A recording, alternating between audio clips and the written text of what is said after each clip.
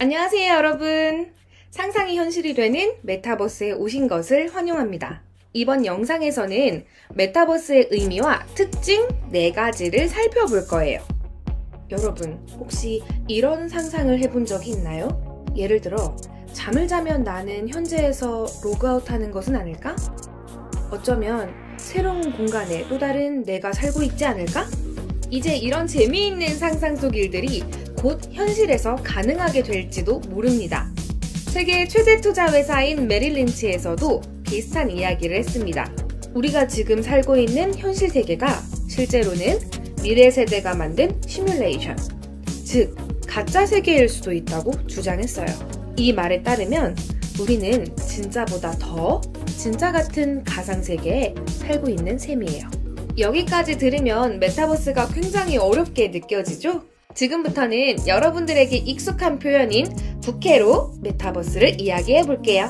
부캐는 게임에서 주로 플레이하는 캐릭터 외에 보조적으로 사용하는 부 캐릭터를 의미해요. 이 단어가 우리의 생활로 들어오면서 자신과는 또 다른 나, 또 다른 모습의 캐릭터의 역할을 하는 용어로 자리 잡았습니다. 최근에는 미디어에서 이 부캐를 활용한 많은 콘텐츠들이 제작되고 있고요.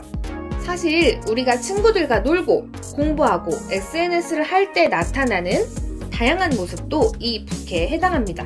나아가 메타버스 안에서 수업을 듣고 옷을 입는다고 생각해보세요. 이때 나 대신 역할을 하는 가상인물도 나의 또 다른 부캐가 될 수 있겠죠. 그렇다면 현실 세계의 나와 가상 세계의 부캐는 서로 다른 사람일까요? 당연히 같은 사람입니다. 나의 행동들이 현실 세계가 아닌 메타버스에서 표현될 뿐이에요. 이렇게 현실에서 확장된 세상이 바로 메타버스입니다.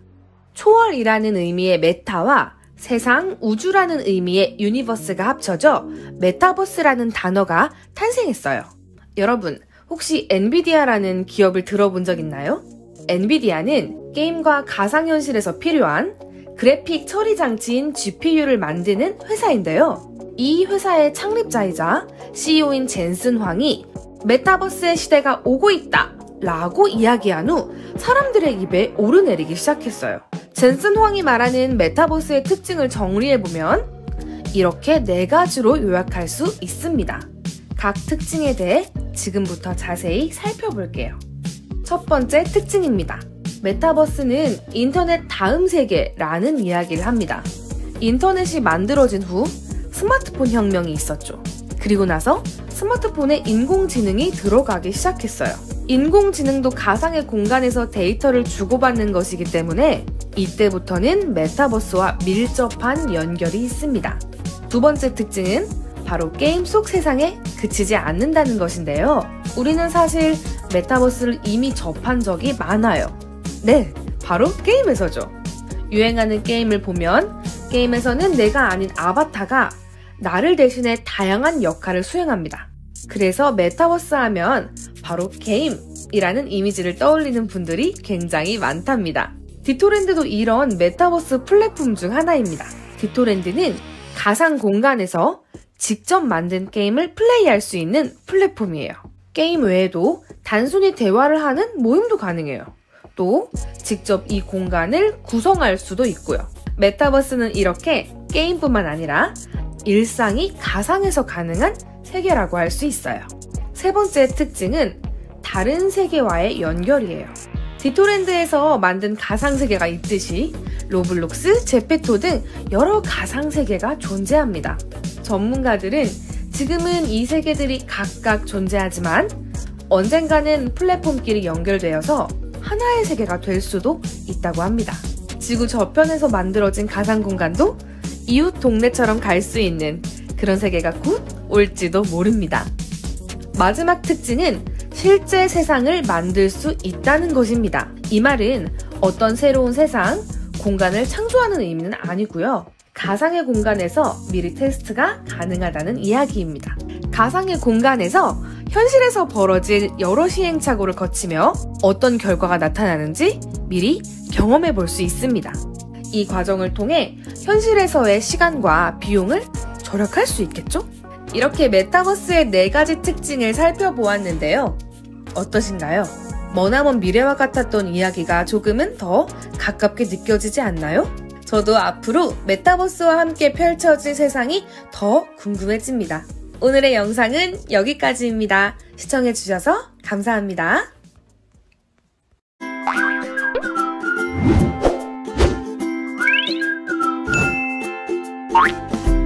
오늘은 남성 갱년기에 대해서 한번 얘기를 해볼까 합니다. 정상적인 남성들은 성 호르몬 분비가 죽을 때까지 이루어져야 되는데 그게 조기에 저하되게 되면 여러 가지 근력 저하나 빠른 노화나 대사질환의 합병증을 발생률을 올릴 수 있기 때문에 특별한 관리가 필요한 것 같습니다. 남성 호르몬 저하로 인한 남성 갱년기는 어떤 분들은 오시는 분들도 있고 어떤 분들은 90세까지도 갱년기를 겪지 않으시는 분들이 많기 때문에 내가 무슨 문제인지 아닌지에 대해서 인지를 못하는 경우들이 많아서 많이 알려져야 될 거라고 생각을 합니다. 잠재된 환자들은 아무래도 좀 더 많지 않을까. 1위는 강 교수님이 직접 준비를 해주셨다고 하는데요. 저희가 먼저 물어보기 전까지는 말씀 안 해주시는 분들도 많고 아직까지는 부끄러워서 하시는 분들도 많은 이 발기부전 치료제들에 대해서 한번 말씀을 나눠볼까 합니다. 흔히 이제 비아그라라고 알고 계시는 실데나필 계열의 복제약입니다. 저희가 이제 샘플로 가지고 나온 약제인데요. 비아그라와 유사하게 이제 이런 모양으로 생겼고 보통 이게 파란색을 한 제품들이 많습니다. 그리고 이 약물 같은 경우는 시알리스 계열 복제약인데 물 없이 식어 먹는 추어물정인데요. 이런 제품도 있고 필름 제형으로 돼 있어서 이제 휴대가 간편하게 바닥에 넣고 녹여서 먹으면 됩니다. 여러 가지 제형이 많이 나와 있습니다. 그래서 각각의 제형들이 다 맛도 다르고 복용법도 달라서 본인들이 선호하시는 것을 선택하시는 것이 좋겠습니다. 비아그라나 시알리스라 그래서 이제 벌써 나온 지 거의 20년이 넘은 약제들인데요. 최근에는 허가 만료가 되면서 복제약들이 많이 출시가 되어 있고 나는 오리지널만 먹겠다라고 이제 외래에서 요구하시는 분들도 있고 비용 때문에 카피아를 하겠다는데 그 효과에는 큰 차이는 느끼지 못하는 것 같습니다. 오리지널이든 복제약이든 성분이나 이런 거는 크게 두 가지로 생각해 볼 수 있는 건가요? 실데나필이랑 타다라필. 실데나필, 타다라필이 이제 대표적으로 많이 쓰이는 약제들이고요.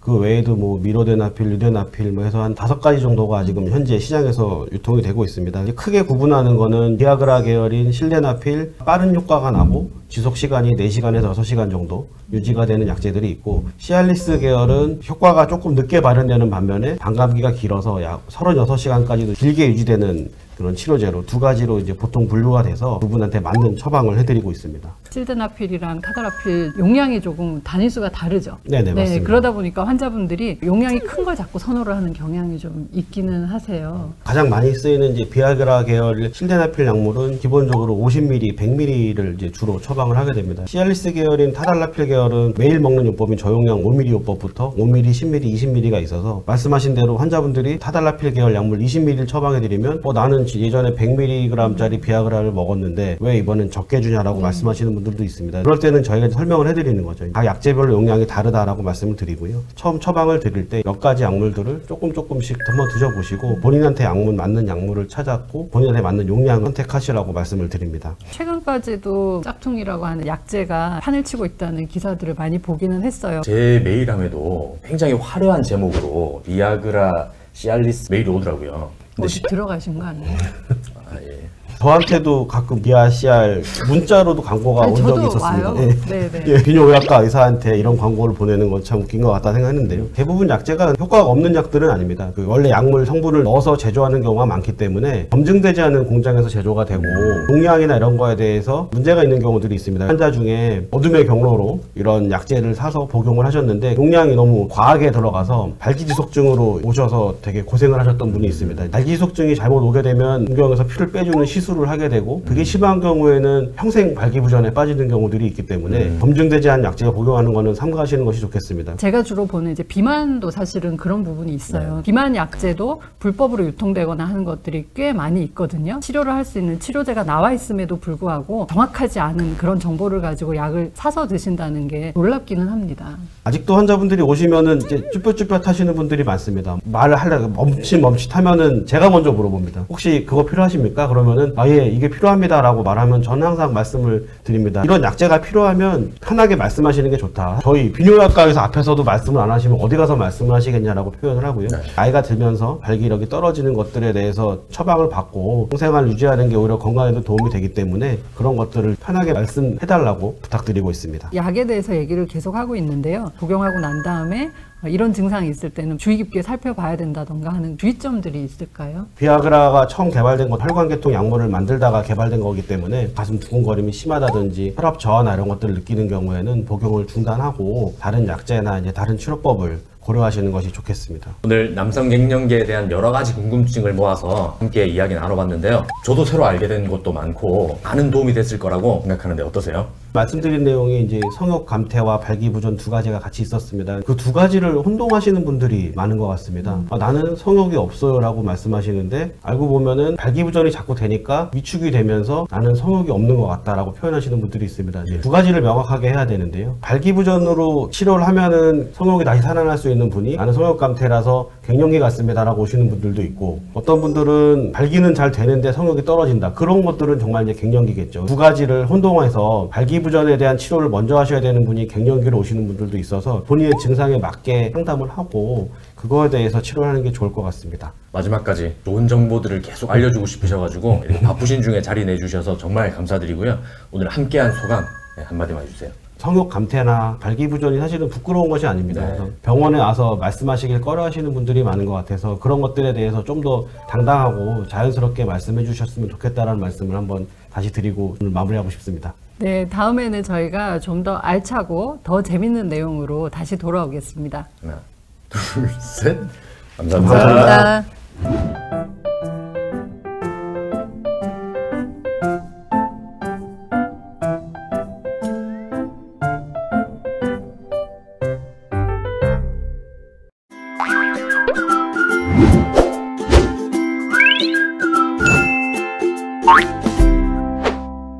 네, 지난 영상에 이어서 고혈압에 대한 궁금증 또 어떤 게 있는지 다시 한번 알아볼까요?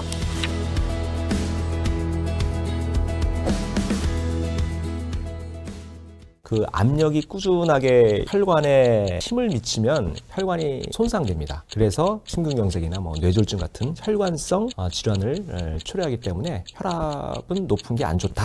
연세가 드시면 올라갑니다. 비만이라든지 또 짠 음식, 수면 무호흡증, 유전적인 것도 운동 부족. 그래서 침묵의 살인자라고 하는데 일반적으로는 증상이 없다라고 아시면 되겠습니다. 당장은 증상이 없는데 혈압 관리 안 하면 나중에 잘못된다라고 꼭 얘기를 하고 있습니다.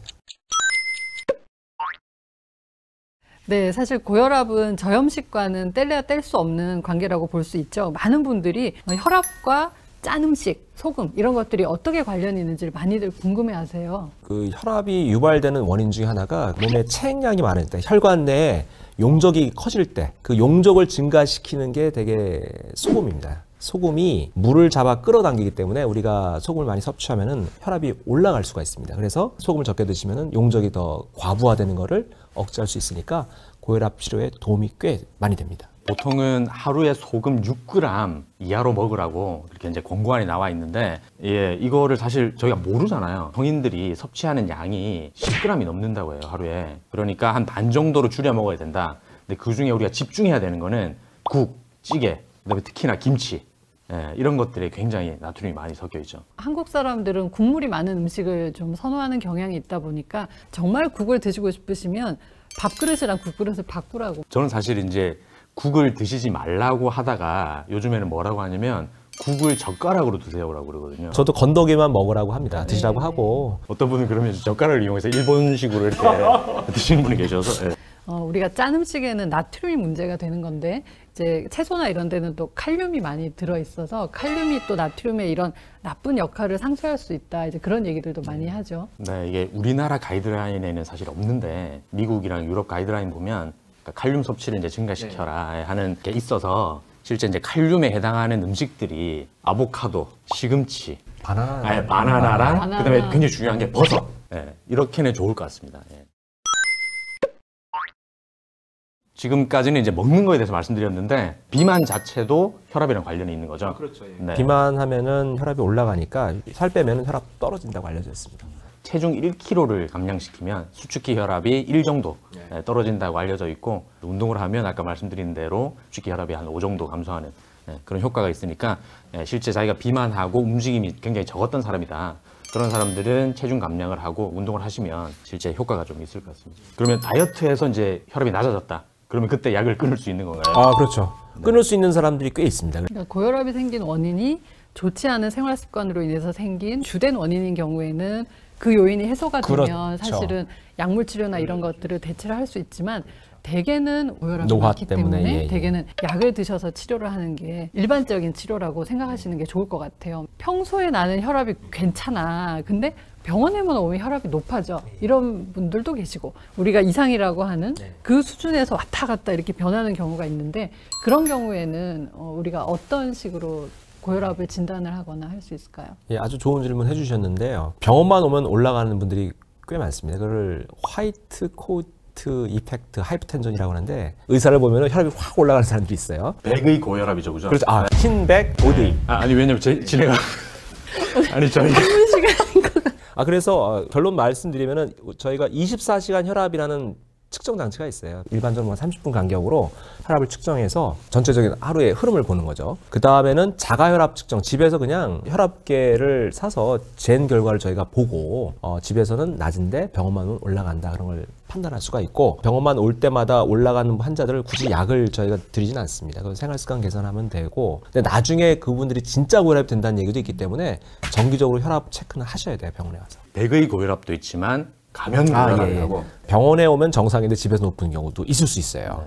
그리고 외래에서 환자분들이 외래 시간이 늦어서 뛰어오다가 바로 쟀다 이렇게 얘기를 하시거든요. 근데 언제 재는지 어떻게 이제 준비를 하고 재야 되는지도 상당히 중요한 부분이죠. 그렇죠. 그래서 혈압재는 원칙이 다 있습니다. 최소 5분 동안 안정을 취하셔야 되고요. 기분 안 좋은 일이 있을 때 혈압 재고 그때 재는 게 아니라 아침에 일어나서 소변까지 보셔야 돼요. 소변을 딱 보시고 편하게 가장 편안한 상태에서 혈압을 재시고 자기 직전에 막 졸음 올 때 그때 가장 편안한 상태에서 혈압을 재신 거를 저희가 보지 그리고 옆집 아줌마랑 싸웠을 때 그때 혈압 잰 걸 저희가 보지는 않습니다. 저희가 환자한테 지도를 할 때도 아침에 한번 자기 전에 한번 재서 오기 직전 한 일주일 걸 써 오시라라고 하고 그걸 참고를 합니다. 이 혈압을 잴 때 혈압계도 본인한테 맞는 거를 써야 되잖아요. 그게 중요합니다. 네네네. 이게 커프 크기 자체가 문제가 되는 게 아니라 그 안에 있는 공기 주머니. 가로로 세웠을 때 이 가로 길이가 팔 둘레의 보통 한 80에서 100%를 감쌀 수 있어야 정확한 측정이 가능하기 때문에 성인용으로 재는데도 팔이 너무 두껍다. 그러면 혈압이 더 높게 나올 수가 있는 거죠. 평소 좀 높게 나오시죠. 네네.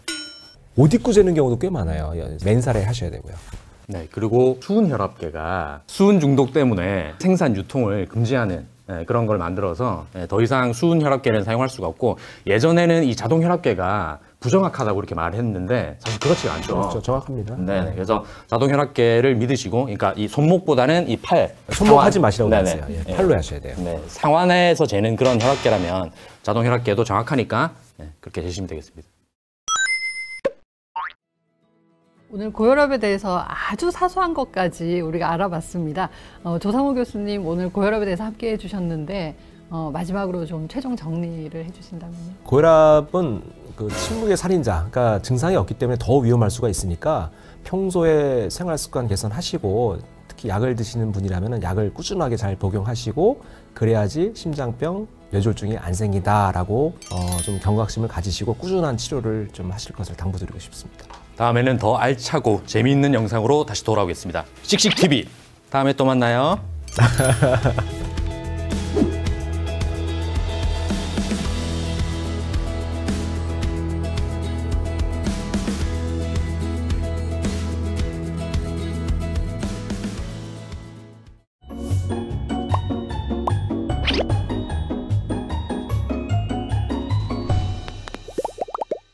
귀 하면은 청각만 생각을 하시게 되는데 균형을 잡는다는 것도 귀에서 하는, 그래서 어지러운 병 하면은 제일 흔한 것이 귀에서 오는 문제. 그러니까 이석증의 어지러움은 전형적인 특징이 있거든요. 등을 돌거나 내가 땅으로 꺼지는 느낌, 메스꺼리고 토하는 증상이 같이 오거든요. 여기서 이석이 원래 정상적으로 여기 있어야 되는데 해방고리관의 어딘가 구석으로 들어가게 되면 이제 문제가 생기게 되고요. 그러면 이제 물리치료를 하게 됩니다. 어지럼증이 구분하기 위해서 한자로 사실 이걸 얘기하는 게 있잖아요. 그게 양성 돌발성 체위 현운, 뭐 두위 현운 이렇게 얘기하거든요. 양성, 그러니까 나쁜 병은 아니라는 거예요. 돌발성 갑자기 오는 거고 자세랑 관련해서 오는 현운, 어지러움이다. 그러니까 나쁜 병은 아니라는 겁니다. 사실 이석증은 증상 자체가 너무나 공포스러운 질병이긴 한데요. 그러다 보니까 이게 혹시 치료도 잘 안 되는 거 아니야? 이렇게 궁금해하시는 분들도 많을 것 같습니다. 이석증 치료에 대해서 한번 얘기해 주실까요? 이석증은 일단 빙빙도는 어지러움을 잡아야 되고요. 그다음에 메스꺼리고 토하고 이런 자율신경 반응 그런 증상도 잡아야 되는 거죠. 그래서 치료를 해야 되는데 시간이 지나면 그냥 자연 치유가 되는 경우도 있습니다. 병원에 오시면 이석이 어느 위치에 있는지 검사를 해서 찾아서 이석을 빼줘야 되는 거기 때문에 물리치료를 하게 됩니다. 집에서 본인이 하기는 좀 힘들죠. 병원에서 하는 거는 이제 어디에 있는지 위치를 찾아서 거기에 맞는 정확한 걸 하는 거거든요. 근데 집에서는 그 위치를 정확히 알 수는 없기 때문에 전반적으로 흔들어주는 거, 옆으로 누웠다가 반대쪽으로 누웠다가 하는 이제 그런 정도 운동법을 가르쳐 드립니다. 저도 상당히 궁금했는데 어지러운 거는 귀인데 눈이 이렇게 튀는 듯한 느낌이 들고 빙빙 도는 듯한 느낌이 들까? 그게 이제 귀에서 균형을 잡는 그 기능이 머리를 돌렸을 때 눈이 정확히 반대 방향으로 같은 속도로 정확히 움직여야만 내 시야가 흔들리지 않고 그대로 있을 수가 있거든요. 그런데 이제 그걸 못하고 얘가 잘못된 신호를 가지게 되기 때문에 그러니까 시야가 흔들리게 되는 거죠. 그러면 이 이석증을 혹시 예방할 수 있는 그런 방법이 있는지? 아직까지는 명확히 없습니다. 근데 이게 이석의 성분이 뼈하고 비슷하게 가거든요. 그래서 실제 골다공증이 있으시거나 하신 분들한테서 더 많이 생기고 재발도 더 많고 뼈가 좀 약하신 분들은 예, 확실히 이해가 되네요. 네. 이 환자분을 직접 모시고 하니까 훨씬 이해가 잘 되네요. 아니 그래서 결국은 운동을 하는 게 그럼 도움이 되겠네요. 그렇죠. 젊어서부터 운동을 많이 하시면 뼈가 튼튼해지고. 예. 너무 무리하게 운동을 해도 생길 수도 있는 거 아니에요? 왜냐하면 제가 이석증 증상이 서 교수님이 우리를 막 운동을 시켰거든요. 너무 무리하게 시킨 것 같아요. 머리를 세게 부딪히시면 생기실 수 있어요. 전혀 상관없는 거죠. 근데 이게 재발을 그렇게 자주 하는 병인가요? 그러니까 워낙 흔한 병인 거죠. 워낙 흔한 병이고 이게 유병률 검사를 했을 때 10만 명당 1년에 170명 정도 나오고요. 그리고 이게 10분이 앓으시면 5명 5년 안에 또 걸립니다. 이석증에 대한 질문들, 환자분들이 궁금해하는 그런 질문들이 있어서 하나씩 저희가 좀 질문을 드려보도록 하겠습니다. 혹시 젊은 사람은 이석증이 안 걸리나? 예. 젊은 사람도 걸립니다. 어린아이들부터 모든 전 연령대에 다 있을 수가 있고 30, 40대 넘어가면서 점점 늘어납니다. 네, 그래서 이석증은 여자가 혹시 더 잘 걸리는지?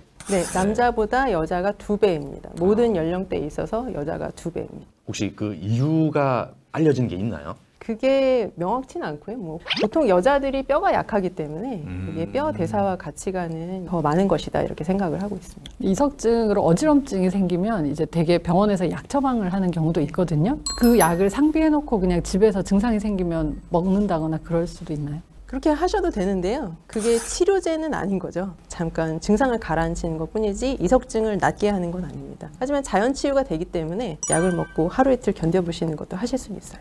집에서 증상이 생기면 어떻게 해야 될지를 모르거든요. 그러니까 어떤 자세를 취하면 좀 더 좋아질 수 있을까? 뭐 그런 자세가 따로 있을까요? 그게 이석이 어디 있느냐에 따라서 어지러운 자세는 다 다르거든요. 근데 공통적인 것은 일단 일어나 앉으셔야 됩니다. 고개를 한 30도 숙인 자세. 이 자세가 되면 이론적으로 어느 위치에 이석이 있어도 움직일 수가 없거든요. 그래서 이 자세에서 일단 좀 가라앉히신 다음에 이 자세에서 서서 이제 병원에 오시면 되죠. 이게 주로 많이 생기는 데가 혹시 어느 부위? 주로 많이 생기는 데가 후방고리관이 제일 많고요. 네. 그 다음이 측방고리관, 상방고리관 별로 없습니다. 네. 혹시 그러면 저 세 가지 각각에 한 번에 다 하는 건 혹시 도움이 되나요? 사람을 잡으려고. 물리치료를 잘못하면은 이 한쪽에 있던 게 다른 쪽으로 옆으로 들어가기도 하고 이러기 때문에 더 힘들 수도 있거든요. 근데 그냥 집에서 혼자 하실 수 있는 거는 옆으로 누울 때 네. 바로 정면을 보지 말고 약간 45도 정도 숙여서 이렇게 누웠다가 이쪽으로 이렇게 좌우로 왔다 갔다 하는 그런 운동 정도는 집에서 혼자 하시기에 좋습니다. 이비인후과에 의뢰를 하면 이석증인 경우도 있지만 이제 메니에르병이라고 하는 경우도 있어요. 두 개가 이렇게 많이 헷갈릴 수 있는 질병인가요? 이석증은 보통 몇 분 이내로 자세와 관련돼서 오는 어지럼이고 메니에르는 보통 한 30분에서 한 2시간 정도 어지러우면서 자세하고 관련이 없습니다. 그리고 보통은 청각 증상이 같이 있죠. 그래서 귀가 먹먹하다든지 잘 안 들린다든지 소리가 난다든지. 제가 진료 봤을 때 그 딴 교수님한테 진료를 봤는데 영양제 얘기를 하시더라고요. 뭐 비타민 무슨 성분을 막 얘기를 해주셨는데 혹시 추천할 만한 영양 성분이? 이게 이제 뼈 대사랑 같이 가는 거고 또 뼈가 약하신 분들한테서 재발도 많고 하기 때문에 바이타민 D 같은 거 아니면 칼슘제 이런 것들을 재발을 낮추는데 조금 도움이 되지 않나 이런 연구들이 조금씩 나오고 있습니다. 그래서 뼈를 튼튼하게 하는 식품이나 영양제 이런 것들은 조금 도움이 되실 수도 있습니다. 혹시 뭐 더 이석증에 대해서 추가적으로 말씀해 주실 게 있으면은? 일단 이석증은 이것은 양성 질환이거든요. 그러니까 이게 오래 자주 걸리거나 뭐 세게 앓는다고 해서 내가 기능이 떨어지거나 뭐 후유증이 남거나 이런 건 없는 거거든요. 그냥 귀의 균형 잡는 기관에 걸리는 감기 같은 그냥 흔한 지나가는 질환이다 이렇게 생각을 하시면 훨씬 더 마음이 편해지실 것 같아요.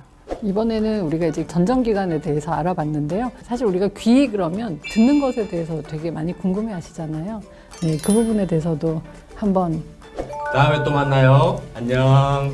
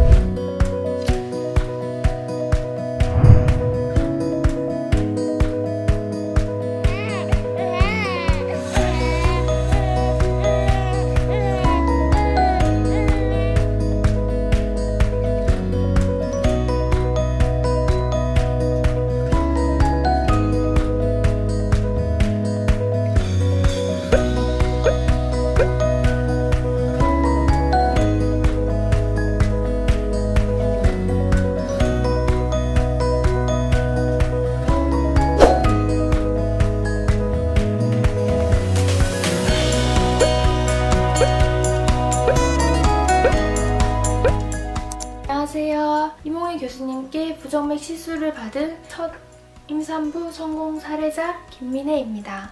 엄청나게 망가져 있었던 제 심장이 시술을 받고 나서 하루 만에 거의 70% 심장이 회복이 되었고요. 이몽희 교수님께서 이번에 부정맥 시술 1000레를 달성하신다고 들었는데 너무너무 축하드리고 너무 감사드립니다. 안녕하세요. 저는 최근에 평촌 한림대 성심병원에서 전극도자 절제술 시술을 받았던 임산부입니다. 시술 자체는 제가 임산부다 보니까 진통제 없이 국소 마취만 하고 하게 되었는데 생각보다 시술도 금방 끝나고 회복도 빨라서 금방 퇴원할 수 있어서 만족스러웠습니다. 올해 3월 달에 한림대 성심병원에서 전극도자 절제술 시술이 1000레를 달성한다고 하는데 너무 축하드리고요. 감사합니다.